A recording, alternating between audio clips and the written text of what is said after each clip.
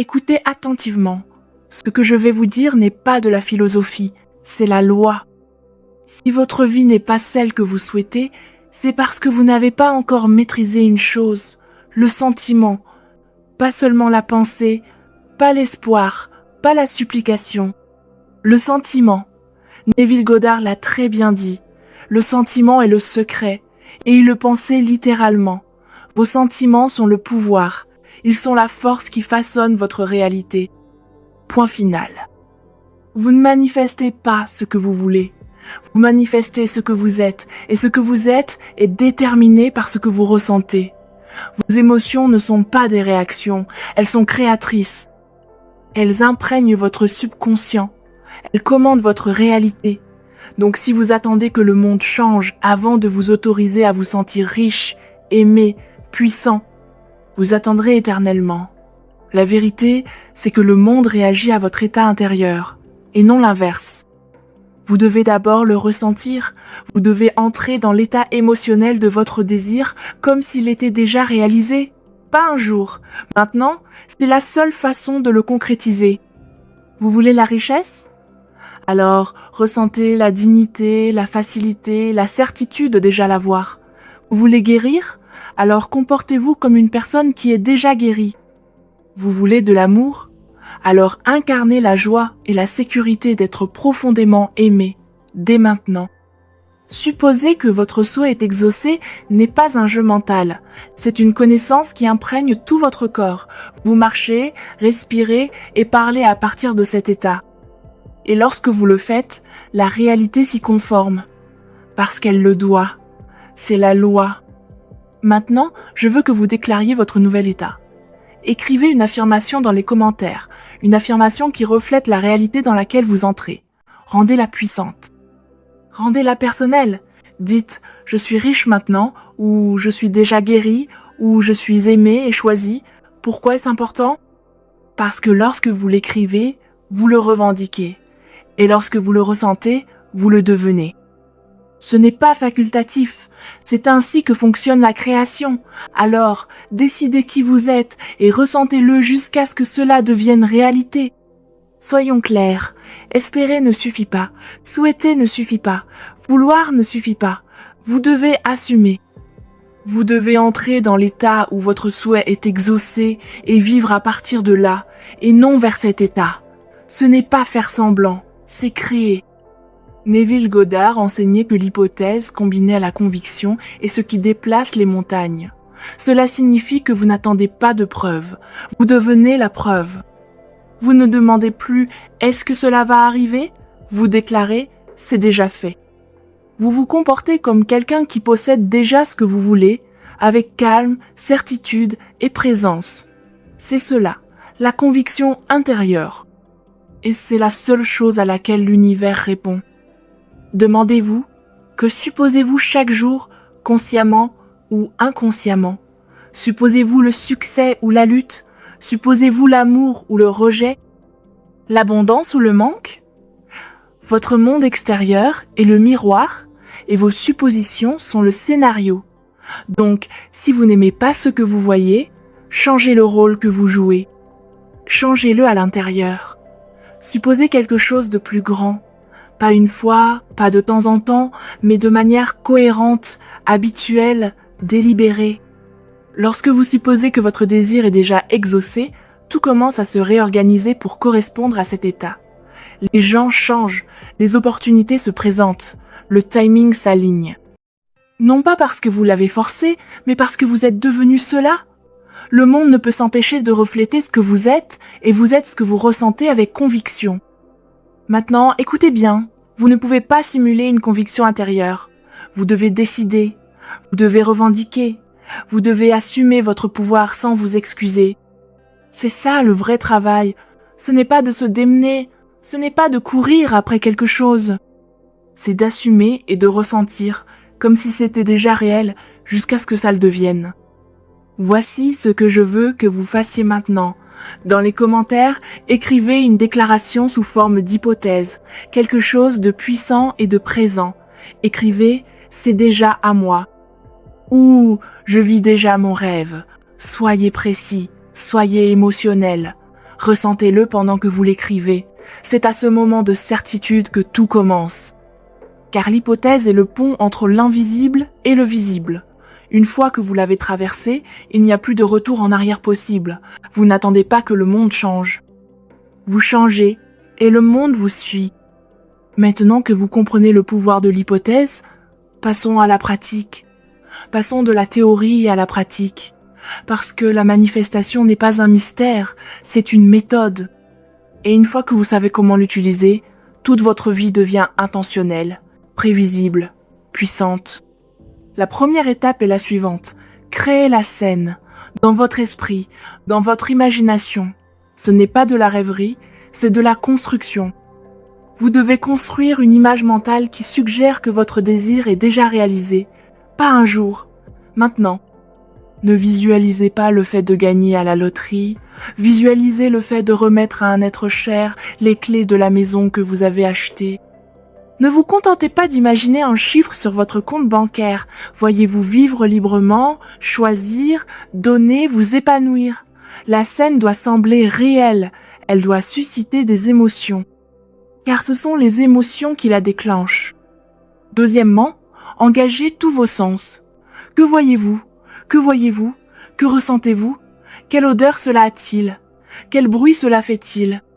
Plus la scène est vivante, plus votre subconscient l'accepte comme réalité. C'est là que votre monde intérieur commence à façonner le monde extérieur. Troisièmement, répétez-le. Revenez à cette scène, non pas avec effort, mais avec joie, avec certitude. Faites-en votre nouveau foyer. Vous ne visitez pas un monde imaginaire, vous vous souvenez d'une vérité. Vous vous construisez une nouvelle identité. Quatrièmement, lâchez prise. Pas votre désir, mais le besoin de contrôler le résultat. Le détachement n'est pas un abandon, c'est faire confiance. Lorsque vous croyez vraiment que votre désir est exaucé, vous arrêtez de regarder l'heure, vous arrêtez de chercher des signes, vous vous détendez, car vous savez, c'est ça la foi. Et la foi, c'est le pouvoir. Vous n'essayez pas d'obtenir ce que vous voulez, vous vous alignez sur ce que vous avez déjà dans votre conscience. C'est là que la manifestation se produit, non pas dans l'effort, mais dans l'identité. Vous en ressentez d'abord la réalité, et le monde ne peut s'empêcher de vous rattraper. Maintenant, je veux que vous participiez. Dans les commentaires, écrivez ceci. Je vis avec le sentiment que mon désir est exaucé. Dites quel est ce désir. Dites-le avec audace, et expliquez ce que vous ressentez en l'ayant déjà. Pourquoi ? Parce que chaque fois que vous parlez à partir du résultat final, vous le renforcez dans votre subconscient, vous abrégez le temps, vous le rendez réel. Ce n'est pas seulement un exercice, c'est de la création. Utilisez-le, vivez-le, devenez-le. Je vais être très clair, la manifestation n'est pas une visualisation ponctuelle, ce n'est pas un élan de positivité suivi de jours de doute, c'est une façon d'être, un état de conscience. Et si vous voulez de vrais résultats, vous devez intégrer deux forces dans votre pratique, la foi et la persévérance. La foi n'est pas passive, la foi est un pouvoir. Il ne s'agit pas simplement de croire que quelque chose pourrait arriver, mais de savoir, avec une certitude sereine, que cela s'est déjà produit, que l'invisible est tout aussi réel que le visible. Que votre hypothèse, lorsqu'elle est ressentie comme vraie, est déjà en train de se réaliser en coulisses. Neville a dit, la foi est la loyauté envers la réalité invisible. La loyauté.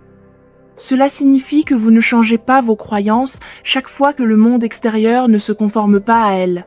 Vous restez ferme, vous persévérez. Et cela nous amène à la persévérance, le guerrier silencieux de la manifestation. La persévérance consiste à maintenir l'état intérieur du souhait réalisé, même lorsque le monde 3D vous montre le contraire. Même lorsque votre compte en banque est à sec, même lorsque la relation n'est pas là, même lorsque le diagnostic n'a pas changé, vous ne réagissez pas, vous revenez à cet état. Vous ressentez le résultat final, encore et encore, jusqu'à ce qu'il devienne votre état naturel. Il ne s'agit pas de faire semblant, il s'agit de le vivre. Vous revenez à la scène intérieure, vous ressentez le résultat. Vous évoluez dans le monde non pas comme quelqu'un qui essaie de changer sa vie, mais comme quelqu'un dont la vie a déjà changé. La persévérance ne signifie pas forcer. Cela signifie rester fidèle à la vérité intérieure, peu importe ce qui apparaît à l'extérieur. Car, lorsque vous restez dans l'état du désir comblé, le monde doit se plier pour s'y conformer. Il n'a pas le choix, c'est la loi. Voici donc ce que je veux que vous fassiez. Dans les commentaires, déclarez votre foi intérieure. Écrivez « Je persévère dans le sentiment de mon désir comblé ». Dites ce à quoi vous persévérez. Dites-le avec force. Et dites-vous pourquoi vous refusez de renoncer à cette vision. Car lorsque vous persévérez, vous l'imprimez plus profondément dans votre subconscient, et plus elle est imprimée profondément, plus vite elle se manifeste. C'est là que la plupart des gens abandonnent, mais pas vous. Vous persévérez, et c'est pourquoi votre vie est en train de changer. Pas demain, maintenant. Parlons des deux plus grands ennemis de la manifestation, le doute et la peur. Ne vous y trompez pas, ils se manifesteront. Mais comprenez bien ceci. Le doute n'est pas un signe qu'il faut s'arrêter, c'est un signe qu'il faut aller plus loin. La peur n'est pas la vérité, c'est un test. Et c'est votre réaction qui déterminera si vous avancez ou si vous reculez. Neville Goddard n'a jamais promis que ce voyage serait exempt de résistance intérieure. Il a promis qu'il serait puissant pour ceux qui persévèrent. Vous voyez, le doute n'a de pouvoir que si vous y croyez. La peur ne grandit que si vous la nourrissez. Et la plupart des gens ne manifestent pas ce qu'ils désirent parce qu'ils continuent à s'incliner devant ce qu'ils voient au lieu de rester fermes dans ce qu'ils ressentent. Ils croient davantage au monde extérieur qu'à leur connaissance intérieure. Et c'est là le vrai problème. Vous devez vous en souvenir. Le monde en 3D n'est pas votre maître, c'est votre miroir. Il reflète vos croyances dominantes. Alors, lorsque la peur apparaît, ne paniquez pas. Ne vous enfoncez pas dans une spirale négative. Observez-la, nommez-la, puis passez à autre chose. Le doute n'est pas quelque chose que vous combattez, c'est quelque chose que vous dissolvez avec clarté. Vous le remplacez par un sentiment de certitude, vous interrompez le cycle. Comment ? Vous entraînez votre esprit à rester dans l'état souhaité. Vous vous entraînez quotidiennement, sans relâche. Vous choisissez de ressentir votre souhait exaucé, surtout lorsque c'est le plus difficile. Vous répétez votre scène intérieure, vous vous y reposez comme si c'était votre maison. Et petit à petit, le doute perd de son emprise, car l'esprit ne peut pas entretenir deux croyances opposées à la fois. Nourrissez celle que vous choisissez de vivre. Lorsque la peur surgit, répondez avec votre identité. Je suis riche, je suis choisi, je suis guéri. Pas un jour, maintenant. Répétez-le jusqu'à ce que vous y croyez. Répétez-le jusqu'à ce que le sentiment prenne le dessus. Vous n'êtes pas vos pensées, vous n'êtes pas vos émotions. Vous êtes la conscience qui dirige les deux. C'est votre pouvoir. Voici donc votre plan d'action. Dans les commentaires, écrivez cette déclaration. Je ne cède pas à la peur, je m'élève dans la vérité. Puis écrivez la vérité dans laquelle vous choisissez de vous ancrer. Dites-la avec audace, dites-la comme une loi, car lorsque vous la prononcez, vous la revendiquez. Et lorsque vous la revendiquez, le doute perd sa voix. Vous n'êtes pas né pour être gouverné par la peur, vous êtes né pour commander la réalité. Voici la vérité, votre imagination n'est pas un rêve éveillé, ce n'est pas un fantasme, c'est le berceau même de la création. Neville Goddard a dit « L'imagination, c'est Dieu. Ce n'est pas poétique, c'est littéral. Votre imagination est le pouvoir créateur à travers lequel toutes choses sont faites. Tout ce que vous imaginez et ressentez comme réel doit se concrétiser. Ce n'est pas le fruit du hasard, c'est la loi. C'est ainsi que fonctionne la réalité. Vous n'êtes pas ici pour réagir à la vie, vous êtes ici pour la créer de l'intérieur. Et votre imagination est votre outil le plus sacré, le plus puissant.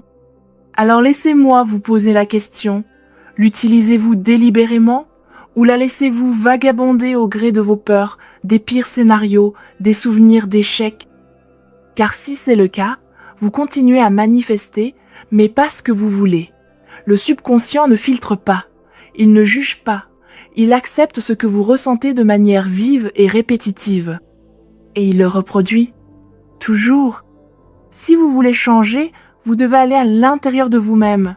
Vous devez créer dans votre imagination une scène qui suggère que votre souhait est déjà exaucé et y vivre. Ressentez-la. Faites-lui confiance. Visualisez-la si clairement que votre corps réagit. Votre respiration ralentit. Votre cœur s'allège. Votre posture change. C'est à ce moment-là que vous savez, une nouvelle réalité est en train de naître. L'imagination n'est pas un jeu. C'est devenir. Et lorsque vous imaginez quelque chose clairement, émotionnellement, de manière cohérente, cela devient le plan directeur de votre vie. Le monde extérieur ne peut y résister. Il doit se réorganiser pour s'adapter au nouveau modèle que vous détenez en vous. Je vous demande donc maintenant, profitez de cet instant. Dans les commentaires, écrivez ceci. Mon imagination crée ma réalité. Puis décrivez la scène que vous avez en tête. Dites-la comme si elle se déroulait en ce moment même. Parlez à partir de la fin.